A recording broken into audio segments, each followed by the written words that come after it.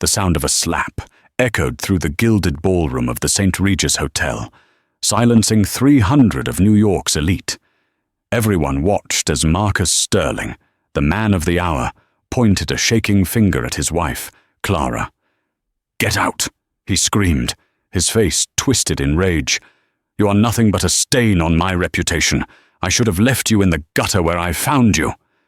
Clara didn't cry. She simply straightened her spine as the security guards grabbed her arms. Marcus thought he had just discarded a piece of trash.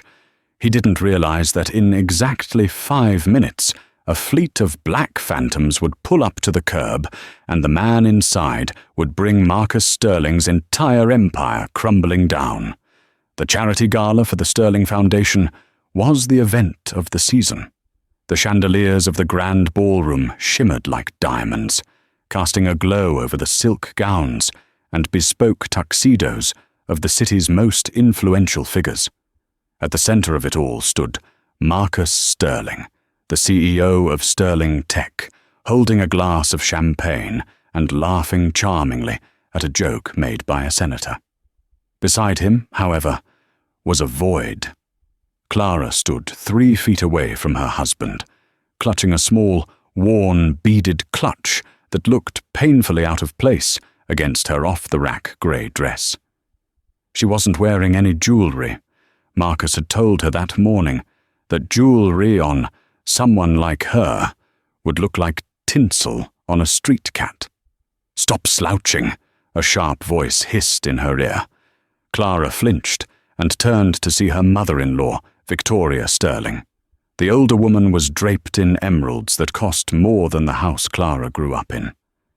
Victoria looked at Clara with the same expression one might reserve for a wet dog that had wandered onto a Persian rug. "I'm sorry, Victoria," Clara whispered, straightening her back. "My feet hurt. The heels are a bit tight." "Then suffer in silence," Victoria snapped, taking a sip of her martini. "Tonight is about Marcus. He is announcing the merger with Archer Industries. Do not embarrass him. If anyone asks, you are feeling faint and need to sit in the corner. Do not speak. Do not offer your opinion. And for God's sake, stop looking at the buffet like you've never seen food before." Clara nodded, her stomach tightening. She hadn't eaten all day because she had been busy organizing the guest list, a task Marcus's assistant was supposed to do, but had dumped on her at the last minute. She looked over at her husband. Marcus looked radiant. He was handsome, successful, and charismatic. When they had met 3 years ago, Clara was working as a waitress in a diner near the university. Marcus had been different then, or so she thought. He had seemed to like her simplicity.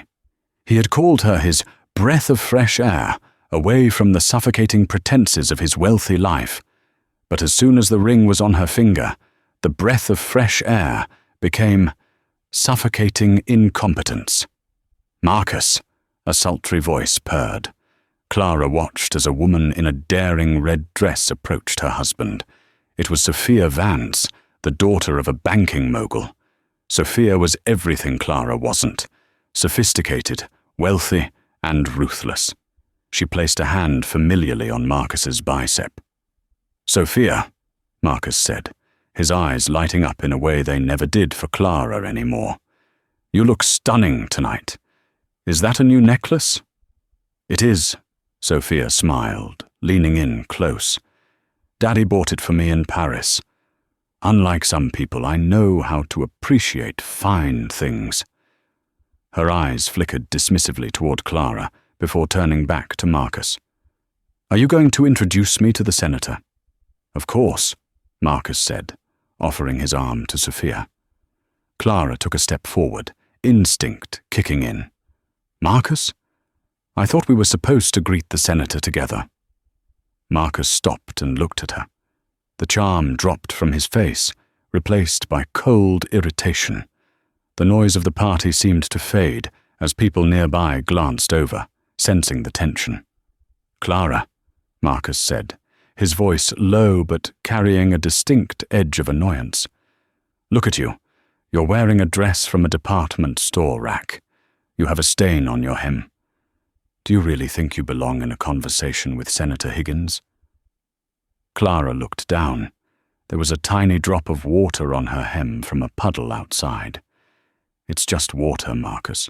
I can dry it. It's not about the water, Clara, Marcus snapped, loud enough that the circle of people around them went quiet. It's about you. You don't fit. You never have. Just go find somewhere to sit. Stop hovering over me. Sophia smirked, a cruel, satisfied curve of her red lips. Go on, Clara. The waiters are serving mini-burgers in the back. That's more your speed, isn't it? Humiliation burned Clara's cheeks. She gripped her clutch so hard her knuckles turned white.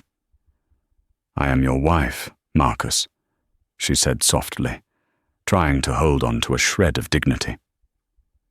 Unfortunately, Marcus muttered, turning his back on her.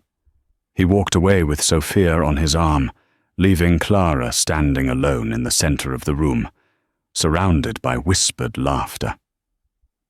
Clara retreated to the edge of the ballroom, near the heavy velvet curtains that led to the terrace. She wanted to leave, to run out into the rainy New York night, but she knew that would only make Marcus angrier. He demanded she be present to maintain the image of a family man, even if he treated her like a ghost. She leaned against the wall, trying to make herself invisible. She closed her eyes, thinking of her grandfather. He was the only family she had left, but she hadn't seen him in 15 years. Her mother had run away from home to marry Clara's father, a poor mechanic, and her grandfather had cut them off.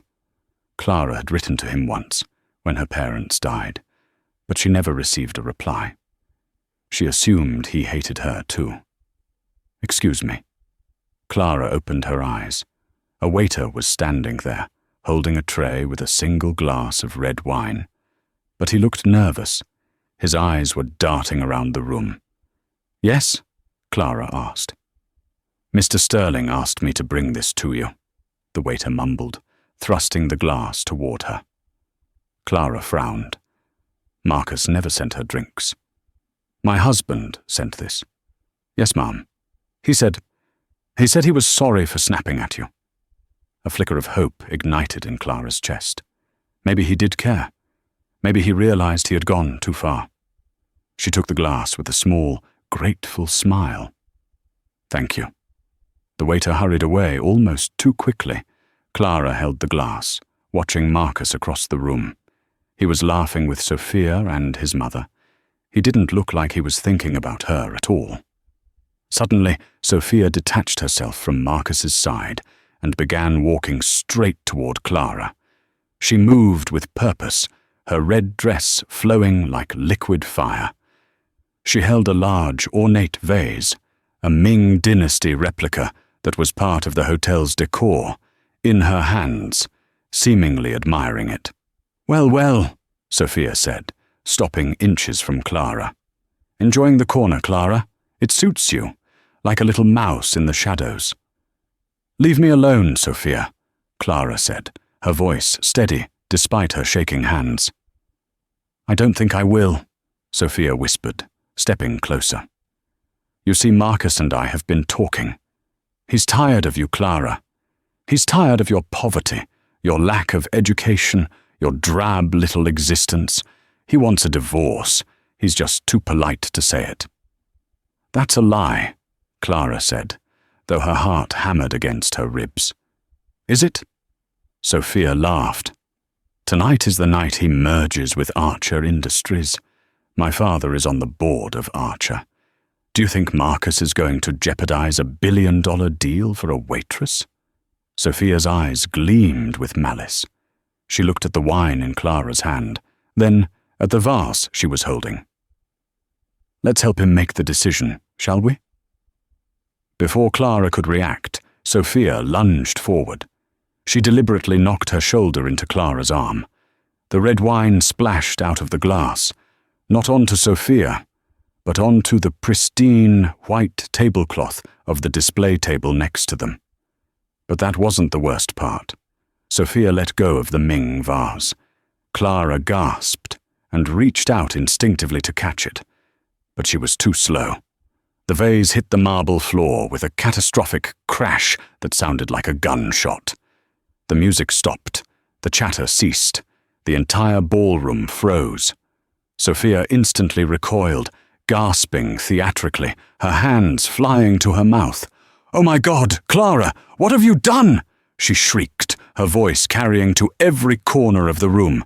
"You crazy woman, you threw it!" I didn't," Clara stammered, staring at the shattered porcelain. "You dropped it! You bumped into me!" Marcus came storming through the crowd, his face a mask of thunder. Victoria was right behind him. "What is going on here?" Marcus demanded, looking from the broken vase to Clara. "Marcus!" Sophia cried, grabbing his arm and burying her face in his shoulder, feigning tears. "I was just trying to talk to her, to tell her she looked nice, and she just snapped. She threw her wine at me and then smashed the vase. She said she hated you and hated this party." "I didn't," Clara cried, looking around at the sea of accusing faces. "Marcus, please, you have to believe me. She dropped it on purpose." Marcus looked at Clara. There was no sympathy in his eyes, only cold, hard calculation. He saw the spilled wine. He saw the broken vase. He saw the guests whispering, judging, laughing. He saw his reputation being tarnished by the woman he considered his greatest mistake. "You are drunk," Marcus spat, his voice dripping with disgust. "I haven't had a drop to drink. That waiter, you sent the wine." "I sent you nothing," Marcus roared. "Liar! You are a liar and an embarrassment." "Marcus, please." Clara reached for his hand. He slapped her hand away with such force it made a sharp crack. "Don't touch me," he hissed.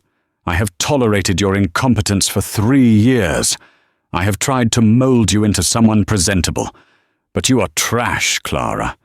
You will always be trash." He turned to the security guards who had materialized near the entrance.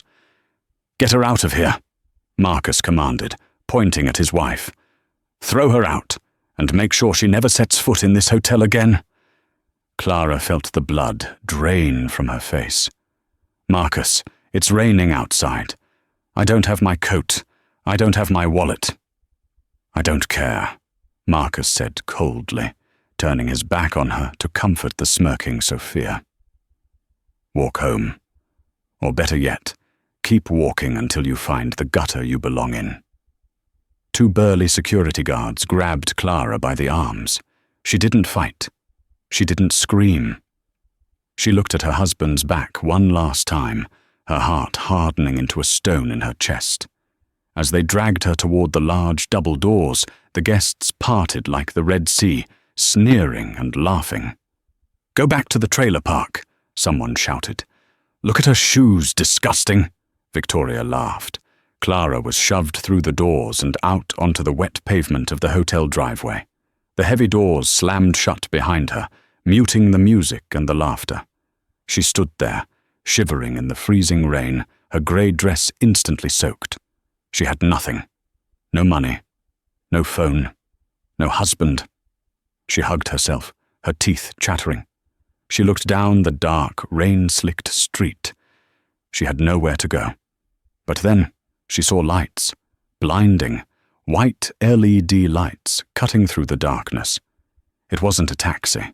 It wasn't a police car. Turning the corner was a convoy, 6 black SUVs with tinted windows, flanking a massive, custom-built Rolls-Royce Phantom. The cars moved with a predatory grace, slowing down as they approached the hotel entrance. Clara stepped back, confused. The convoy came to a halt right in front of her. The lead SUV's door flew open, and 4 men in black tactical suits jumped out. They didn't look like hotel security. They looked like private military. They opened umbrellas, not for themselves, but to create a dry canopy leading to the Rolls-Royce. The rear door of the Rolls-Royce opened. An old man stepped out. He was leaning on a cane topped with a diamond the size of a walnut. He wore a suit that cost more than the entire hotel. His face was lined with age, but his eyes were sharp, blue, and terrifyingly familiar.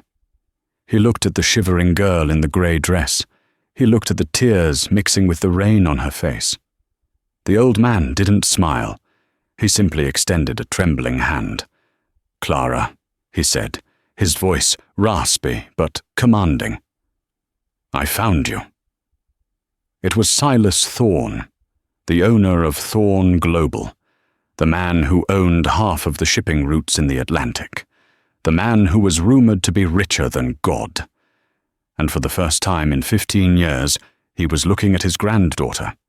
The rain hammered against the roof of the Rolls-Royce Phantom, a rhythmic drumming that felt a world away from the silent, hermetically sealed sanctuary of the car's interior.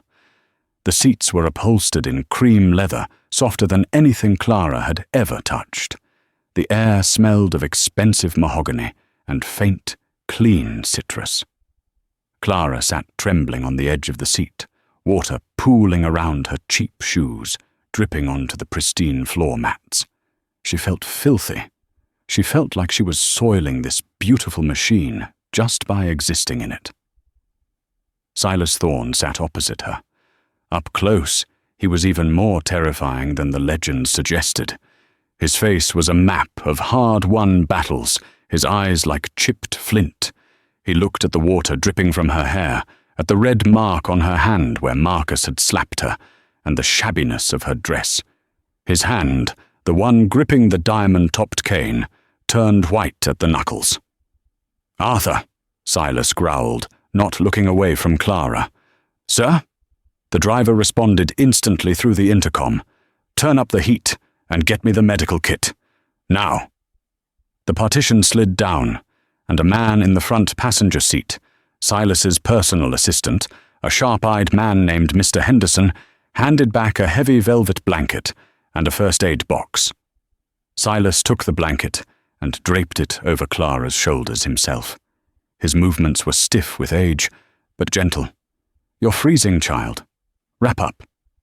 Clara pulled the velvet tight around her. It was warm and heavy, a shield against the world. I don't understand," she stammered, her teeth still chattering. "You're Silas Thorne. You're the wolf of the Atlantic. Why are you here? You hate me. You hated my mother." Silas let out a long, ragged sigh. He leaned back, the fight draining out of him for a fleeting second, replaced by a deep, ancient sorrow.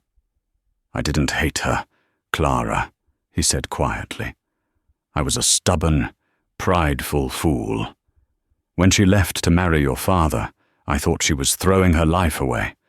I thought if I cut her off, she would come crawling back. I wanted to teach her a lesson." He looked at his hands. "Instead, I taught myself how to live with regret. By the time I tried to find her, the accident had already happened." Clara felt a lump in her throat. "I wrote to you when they died. I was 18. I had nowhere to go." Silas's eyes flashed with a sudden, dark fire. "I never received a letter." "What?" Clara blinked. "But I sent it to the headquarters. I sent 3. "My former secretary," Silas said, his voice dropping to a dangerous rumble, "filtered my mail. She decided what was important enough for me to see. She threw your letters in the trash, Clara. I only found out 2 days ago. I fired her. Then I made sure she would never work in this city again." He leaned forward, his blue eyes locking onto hers. "I have spent the last 48 hours tearing the world apart to find you. My investigators told me you married a businessman named Marcus Sterling. They told me you were happy." Silas gestured to her wet hair, her bruised hand, the tear in her dress. "Is this happiness, Clara?" Clara looked down. The dam broke.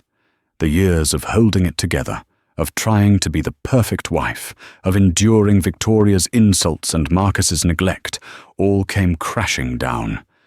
"No," she whispered, a tear sliding down her cheek. He says I'm an embarrassment. He says I'm trash because I don't come from money. His mother makes me clean the floors when the maids are off. His mistress, she humiliated me tonight." And he took her side. Silas listened. He didn't interrupt. But with every word Clara spoke, the atmosphere in the car grew heavier, more charged with a terrifying energy. It was the energy of a storm gathering before a hurricane. When Clara finished, wiping her eyes with the corner of the velvet blanket, Silas was silent for a long moment. He reached into his pocket and pulled out a handkerchief made of silk, handing it to her. Marcus Sterling. Silas tested the name on his tongue like it was poison.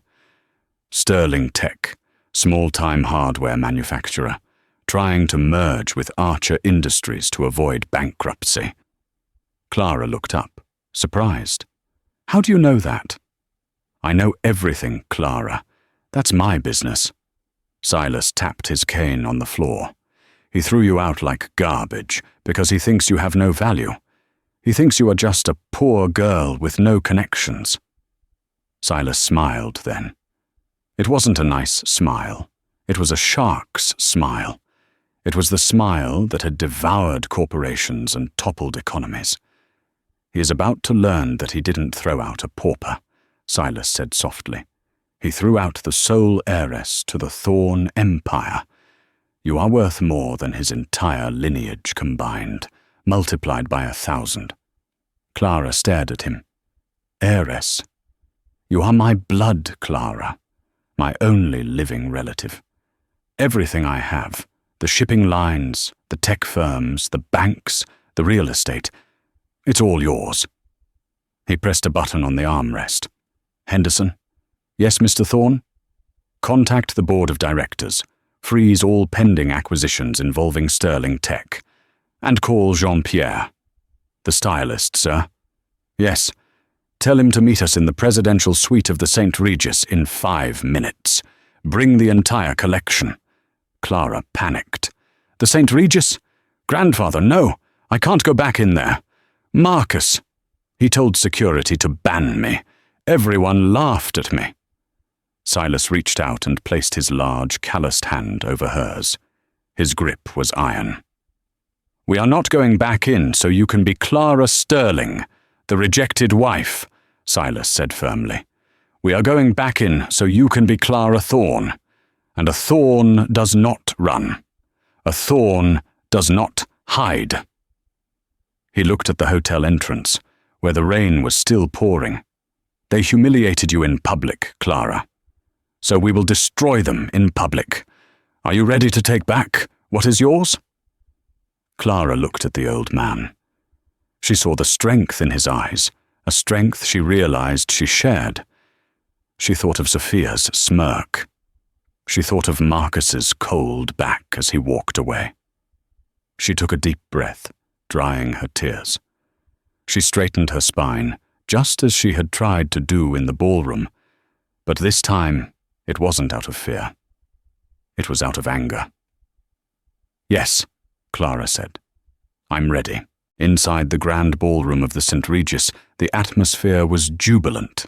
The unpleasantness of the incident with Marcus's wife had been quickly forgotten, washed away by more champagne and the glittering prospect of money. Marcus Sterling stood on the raised stage at the front of the room, tapping a spoon against his crystal glass. The room went silent. He looked dashing, unbothered, and triumphant. Beside him stood Sophia Vance, beaming like the cat who had not only got the cream, but also bought the dairy farm. "Ladies and gentlemen," Marcus began, his voice smooth and confident, "thank you for bearing with the earlier interruption. Sometimes we must trim the dead weight from our lives to truly soar." A ripple of polite, sycophantic laughter went through the crowd. Victoria Sterling, sitting in the front row, clapped the loudest. "Tonight is a historic night. Marcus continued, "I am proud to announce that Sterling Tech has officially entered into a partnership with Archer Industries. This merger will make us the dominant force in global telecommunications." Applause broke out. Waiters circulated with fresh bottles of Dom Perignon. Marcus raised his glass. "To the future. A future where we are unburdened by the past." "To the future," the crowd echoed. Outside the ballroom doors in the marble foyer, the hotel manager, a nervous man named Mr. Gables, was currently sweating through his suit. He was standing in front of the main revolving doors, blocking the path of 4 men in black tactical gear who had just marched in from the rain. Excuse me, Mr. Gables squeaked. "You cannot be in here with weapons. This is a private event. I will call the police." The lead security officer didn't even blink. He simply stepped aside. Behind him, the revolving doors spun slowly. Silas Thorne stepped into the lobby. He had changed his coat, but he still carried the diamond cane. He walked with a heavy, rhythmic thud-click of his cane against the marble. Mr. Gables froze. He recognized the face. Everyone in New York recognized the face. It was the face that appeared on the cover of Forbes and Time every year. "More Mr. Thorne?" Gables stammered, his face draining of color. We weren't expecting you. The Sterling Gala. Surely you aren't here for that." Silas stopped and looked at the little man. "Mr. Gables, you have owned this hotel for 10 years, correct?" Yes, sir." "You have a mortgage on the property with First National Bank," Silas stated calmly. Yes, I do. I bought First National Bank this morning," Silas said, checking his vintage pocket watch. "I am calling in your loan. In full. Immediately." Mr. Gables's knees buckled. "Mr. Thorne, please, that's $50 million. I can't pay that tonight." "Then you no longer own this hotel," Silas said simply. "I do. And as the owner, I am entering my ballroom." Silas didn't wait for a response. He turned back to the doors. "Clara, come." The revolving door spun one more time. If Clara had been a ghost before, she was a goddess now. Jean-Pierre and his team had worked a miracle in 20 minutes. Gone was the damp, grey, off-the-rack dress. In its place, Clara wore a gown of midnight blue velvet that seemed to absorb the light. It was strapless, hugging her figure before flaring out in a dramatic train. It was elegant, regal, and cost more than Marcus's annual salary. Around her neck sat the Star of the North, a necklace of sapphires and diamonds that had belonged to Silas's late wife, a piece of jewelry that had been in a museum vault until an hour ago. Her hair was swept up in an intricate modern chignon, revealing her long neck. Her makeup was sharp, accentuating her eyes, making them look fierce and piercing. She didn't look down. She didn't slouch. She looked like a queen returning from exile to execute the traitors. "Ready?" Silas asked, offering his arm. Clara took it. Her hand wasn't shaking anymore. "Let's go." Inside the ballroom, Marcus was just finishing his speech. "And now, I would like to invite Mr. David Archer, CEO of Archer Industries, to the stage to sign the papers." The heavy double doors at the back of the ballroom didn't just open. They were thrown wide by the tactical security team. The sound echoed like a thunderclap, drowning out the applause. Every head turned. 300 people gasped in unison. Silas Thorne walked in, his cane striking the floor with authority. And on his arm was a woman who looked vaguely familiar, yet completely unrecognizable. "Is that—" Victoria Sterling squinted, her martini glass pausing halfway to her mouth. "No, it can't be," Sophia whispered, her smile faltering. Marcus froze on stage. He blinked. He looked at the woman in the midnight blue gown. He recognized the eyes, but everything else, it was impossible. The room parted. People scrambled out of the way of Silas Thorne. The silence was deafening, heavier than the earlier silence when the vase had broken. This was the silence of predators recognizing a bigger predator. Silas and Clara walked straight down the center aisle, stopping 10 feet from the stage. Marcus gripped the podium. Mr. Thorne, he stuttered, his charm evaporating instantly. I am honored. We didn't know you were coming. We are just concluding the merger. Silas ignored him. He turned to the crowd, his voice booming without a microphone.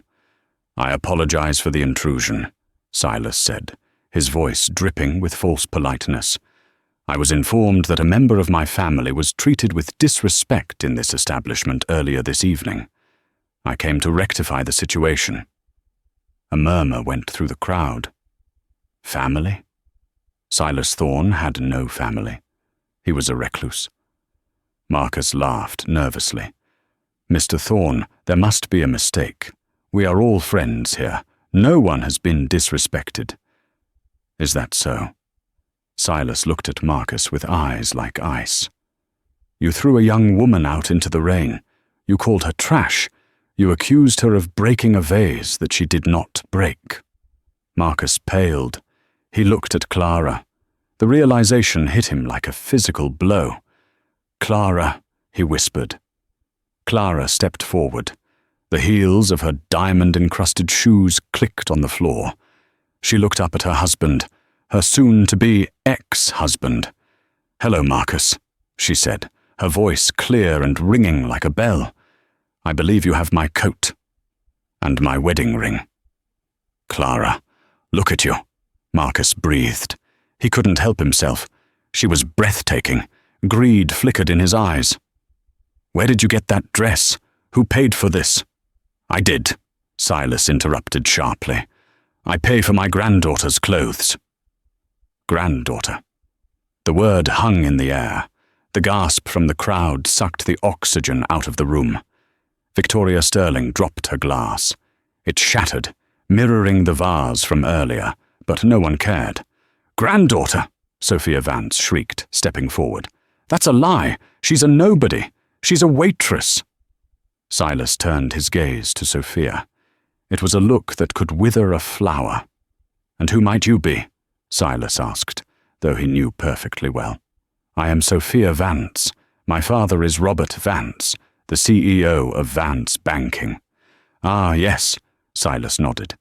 Robert Vance, I spoke to him 5 minutes ago. Sophia smirked.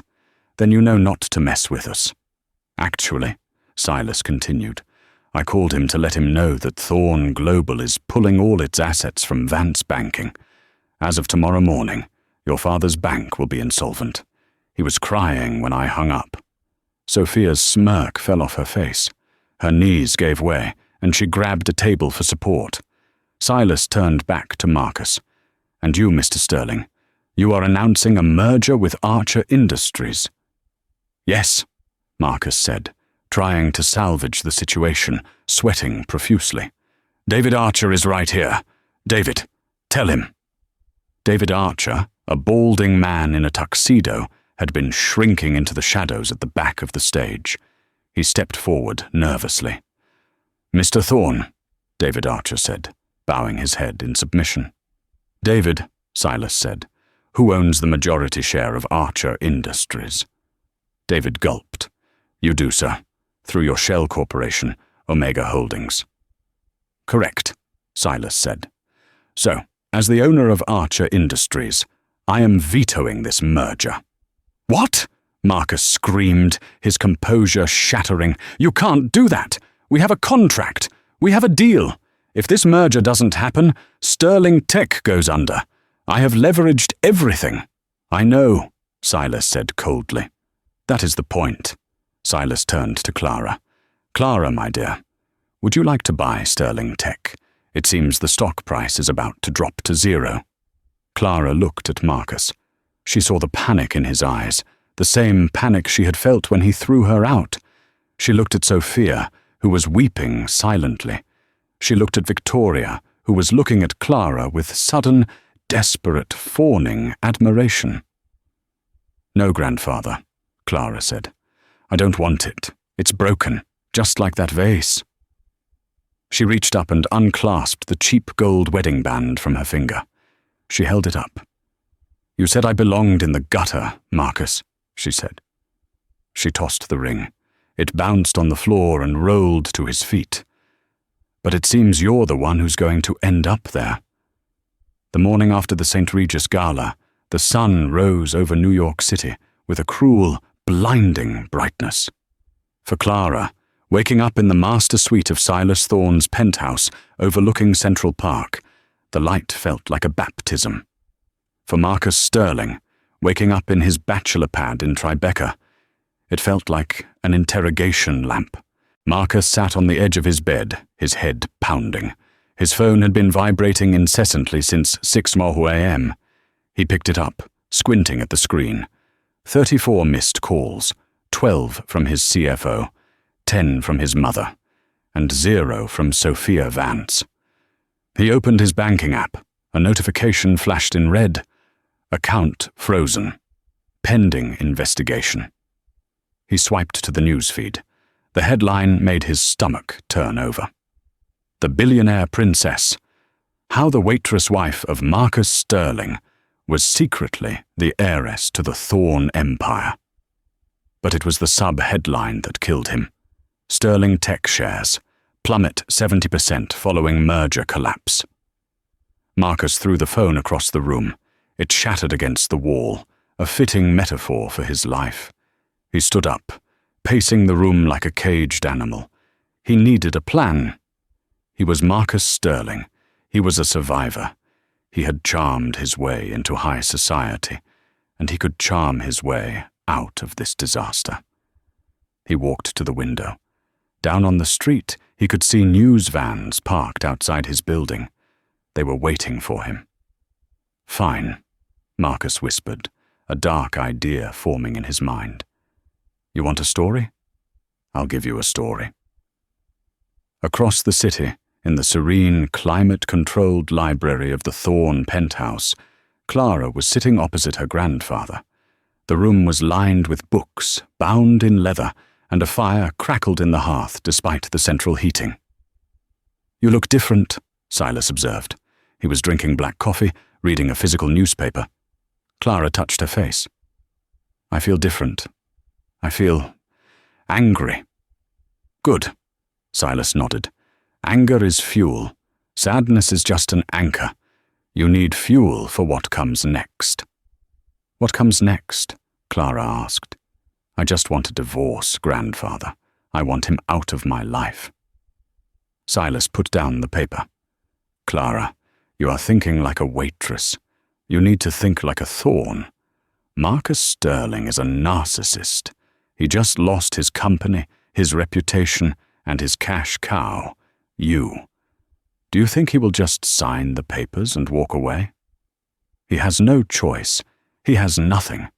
He has a voice," Silas warned, "and he knows how to use it. A man with nothing left to lose is the most dangerous enemy you can have." Just then, the heavy oak doors opened. Mr. Henderson, Silas's assistant, walked in. His face was grim. He held a tablet in his hand. "Sir, madam," Henderson said, "you need to see this. It's airing live on Channel 8 right now." He placed the tablet on the coffee table. On the screen, a daytime talk show host, a woman known for her aggressive interviews, was sitting opposite Marcus Sterling. Marcus didn't look like the arrogant bully from the night before. He looked broken. He was wearing a simple sweater, not a suit. His hair was slightly messy. He had mastered the art of looking like a victim. "I just don't understand it, Linda," Marcus was saying to the host, his voice cracking with emotion. "I loved her. I picked her up when she had nothing. I gave her a home, a life. I tried to protect her from the pressures of my world."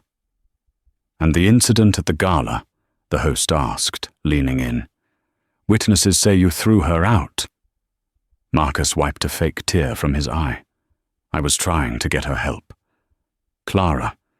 She has struggled with mental instability for years. The drinking, the outbursts. That night she was violent. She attacked a guest. I had to remove her for everyone's safety. I didn't know her grandfather was Silas Thorne. She never told me. She lied to me for 3 years. Clara gasped, her hands flying to her mouth. He's lying. He's twisting everything. On the screen, Marcus looked directly into the camera. I believe this was a setup. She and her grandfather planned this. They wanted to destroy my company. It was corporate sabotage disguised as a marriage. I am the victim here. I have been used, manipulated, and discarded by a billionaire bully and his deceitful granddaughter. The host nodded sympathetically. And now you've lost your company? Everything, Marcus whispered. But I won't stop fighting. I am her husband. By law, half of everything she has, half of everything she inherited during our marriage, belongs to me. I just want what is fair. Silas reached out and turned the tablet off. The screen went black, but Marcus's words seemed to hang in the air like toxic smoke. Clara was shaking. He wants half. He wants half of your money. He is trying to leverage the community property laws, Silas said, his voice deadly calm. He is arguing that since you were discovered as the heiress while married to him, the acquisition of your status is a marital asset. It is a desperate, flimsy legal argument. But in the court of public opinion, it's powerful. People won't believe him, Clara said. They saw him. People love a fallen hero, and they love to hate the rich, Silas said. Right now, you are the rich villain. He is the poor husband who was duped. Silas stood up, leaning heavily on his cane. He walked to the window and looked out at the park. Henderson, Silas barked. Yes, sir. Call the legal team, the sharks, not the corporate lawyers. I want the litigators, the ones we use for hostile takeovers. Understood. And Clara, Silas turned to her. Yes? You are going to stop hiding in this penthouse. Marcus wants a media war? We won't give him one. We will give him the truth. But first, we need to cut off his supply lines. How? We are going to buy his debt, Silas said, a cold smile touching his lips. Every credit card, every car loan, the mortgage on his parents' house. We are going to buy it all. And then we are going to squeeze. 3 days later, the law offices of Bradford, Cohen & Stein were located in a glass tower on Wall Street. This was where Marcus had set up his war room. He had managed to convince a high-profile divorce attorney, eager for the publicity of taking on Silas Thorne, to represent him on a contingency basis. Marcus sat at the conference table, feeling better. The public sympathy was rolling in.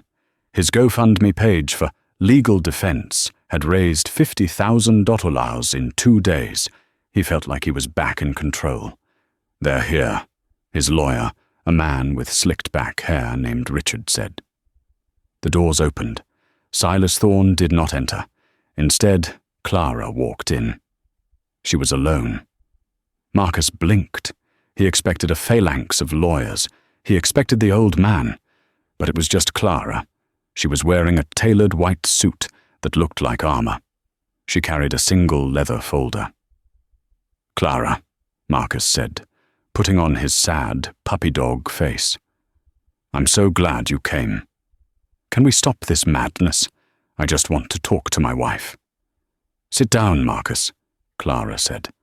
Her voice wasn't loud, but it had a timbre he had never heard before. It was the voice of someone who gave orders, not someone who took them. Richard, the lawyer, scoffed. Mrs. Sterling, where is your counsel?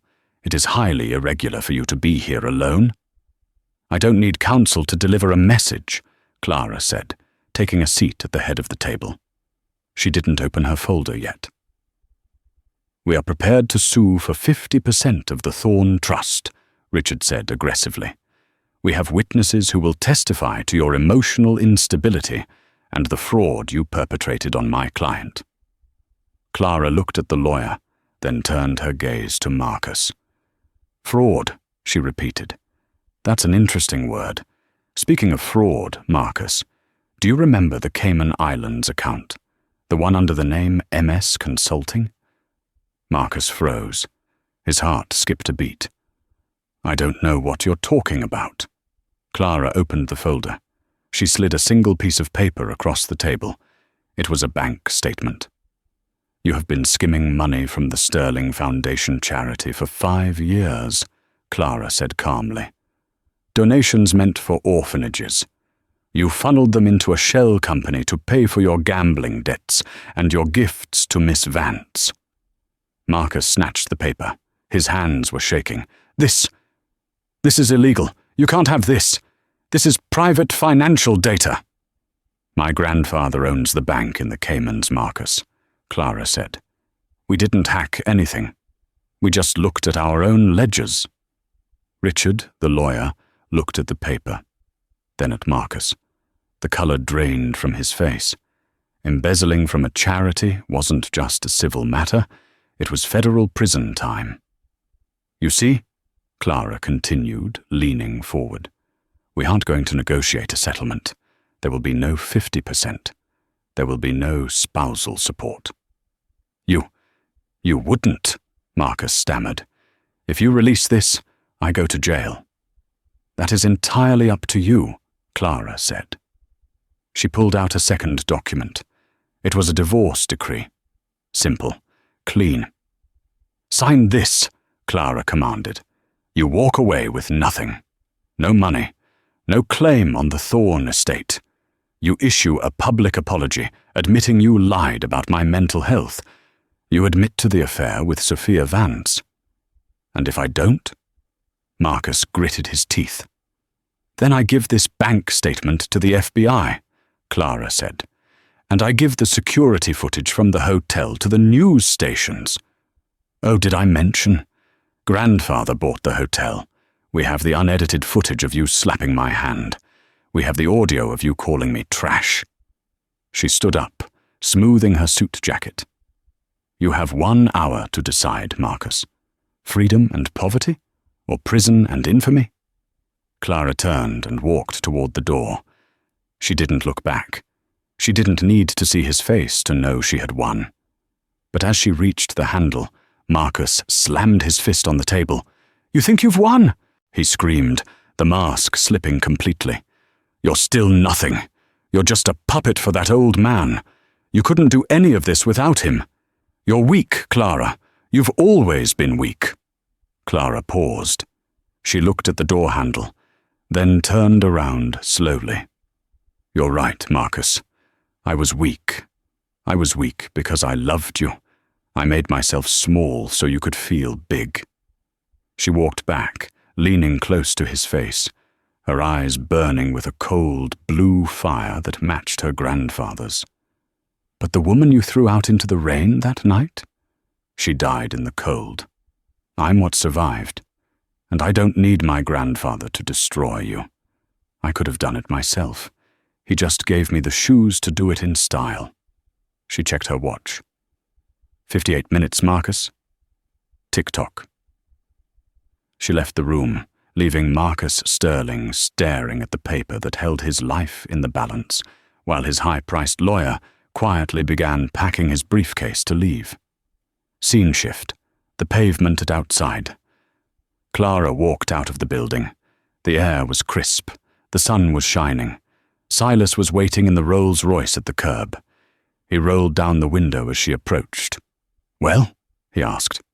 "He'll sign," Clara said, getting into the car. "He's terrified." Silas chuckled, a dry, rasping sound. "Good. The charity embezzlement was a nice touch. I taught you well."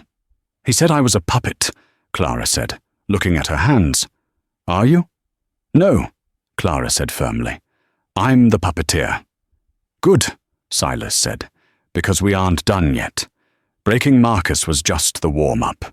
Now we have to deal with the person who actually broke the vase." Clara frowned. Sophia? She's ruined. Her father's bank is collapsing.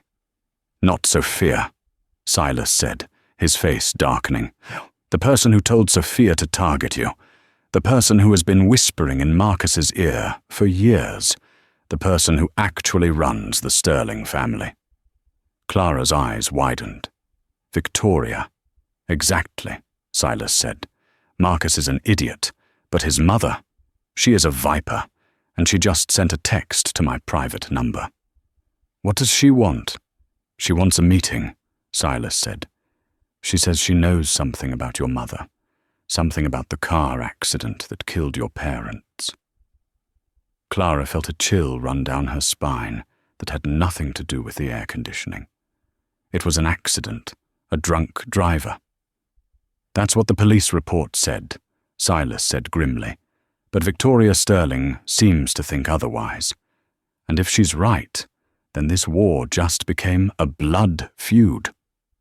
Victoria Sterling sat in the private booth of the dimly lit bistro, her hands clasping a glass of whiskey. She didn't look like the haughty matriarch of the gala anymore. She looked like a cornered rat. Her expensive jewelry was gone, sold perhaps to pay for legal retainers, and her eyes darted nervously toward the door. I want $10 million, Victoria said, her voice shaking slightly, but her chin held high. And a private jet to Zurich. In exchange, I give you the file. What file? Clara asked, her heart pounding against her ribs. She sat next to Silas, whose face was a mask of stone. The police report from 15 years ago ruled your parents' death a drunk driving accident, Victoria whispered, leaning in. But it wasn't. The driver was sober. He was an employee of Sterling Logistics. Silas went rigid. The air in the booth turned frigid. Explain. Your father. Clara's father. He was a mechanic. A good one, Victoria sneered, looking at Clara with disdain. He was doing contract work on our fleet. He found a hidden compartment in one of the trucks. He found what my late husband was smuggling. He threatened to go to the police. Clara felt the blood drain from her face. The room seemed to spin. So you killed them? You killed my parents because my father was honest?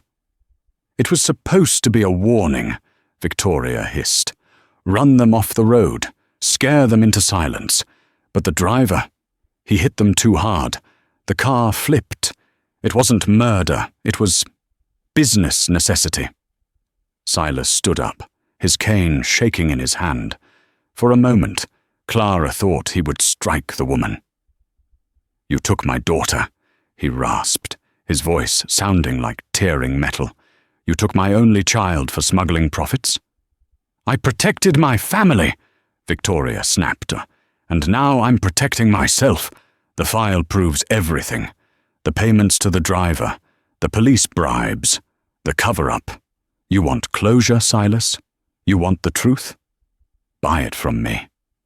Or I burn it, and you'll never be sure. Clara placed a hand on her grandfather's arm to steady him. She felt the rage vibrating through his frame, but she forced herself to remain calm. She looked at Victoria with eyes that had gone completely dead. You think this is a negotiation, Victoria? Clara said softly. It's my word against yours, Victoria smirked, regaining some of her arrogance. Without that file, it's just a story. And who would believe the desperate ramblings of a woman losing her fortune? Clara reached into her purse and pulled out her phone. The screen was glowing. Actually, Clara said, it's your word against the live stream I just broadcast to the district attorney's personal cloud. Victoria's smirk vanished. What? Grandfather didn't come here to negotiate, Clara said, standing up. We came here to get a confession, and you just gave it to us. Sirens began to wail in the distance, growing louder with every second. Victoria Sterling didn't go quietly.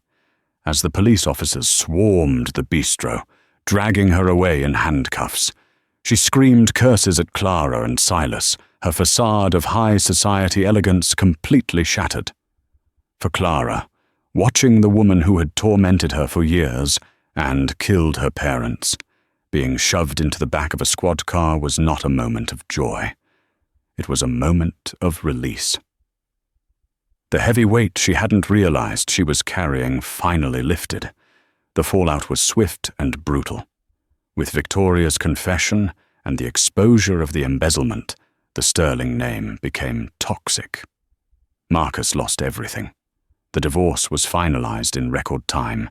He was last seen working as a shift manager at a car rental agency in Jersey City, trying to pay off his mounting legal debts. Sophia Vance's family bank collapsed under the weight of the Thorn withdrawal.